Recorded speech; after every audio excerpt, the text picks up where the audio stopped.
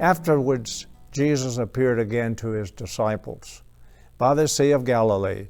It happened this way.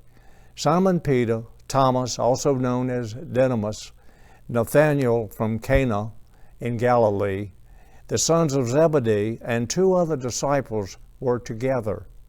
"I'm going out to fish," Simon Peter told them. And they said, "We'll go with you." So they went out, got in a boat, but that night they caught nothing.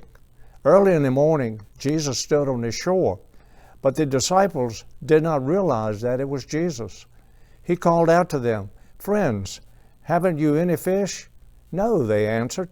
He said, "Throw your net on the right side of the boat and you will find some."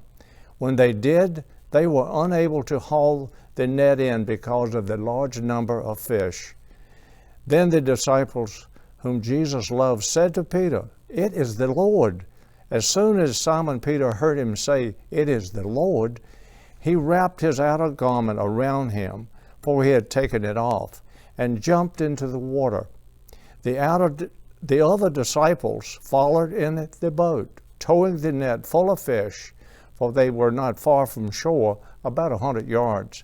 When they landed, they saw a fire of burning coals that were fish on it and some bread. Jesus said to them, "Bring some of the fish you have just caught." So Simon Peter climbed back in the boat and dragged the net ashore. It was full of large fish, about 153.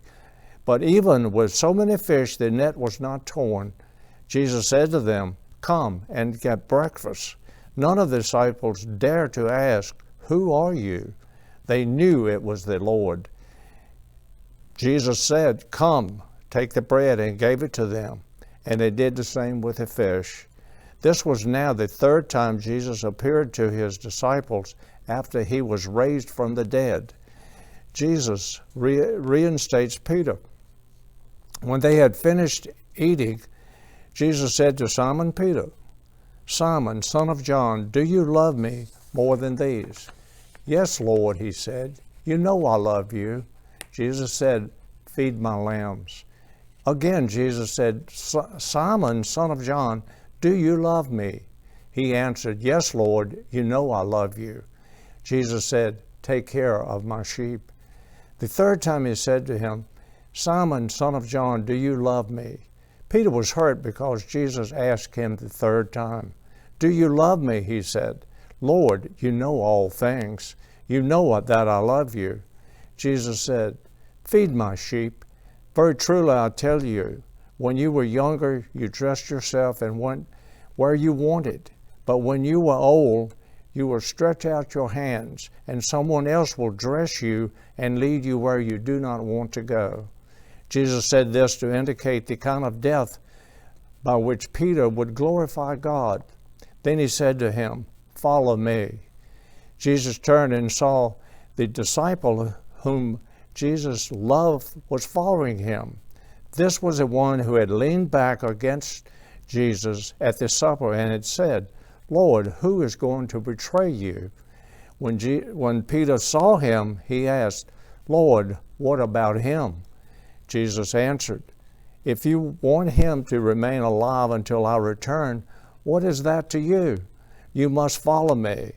Because of this, the rumor spread among the believers that this disciple would not die. But Jesus did not say that he would not die. He only said, "If you want him to remain alive until I return, what is that to you?" This was the disciple who testified to these things and who wrote them down. We know that his testimony is true. Jesus did many other things as well. If every one of them were written down, I suppose that even the whole world would not have enough room for the books that would be written.